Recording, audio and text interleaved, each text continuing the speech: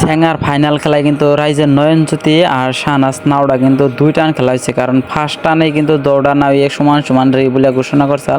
দ্বিতীয় রাউন্ডে কিন্তু নয়নজ্যোতি নাওডা অল্প আগে, এই জন্য নয়নজ্যোতি নাওডা বিজয় বলে ঘোষণা করে আর শাহনাজ সেকেন্ড প্রাইজ পায়।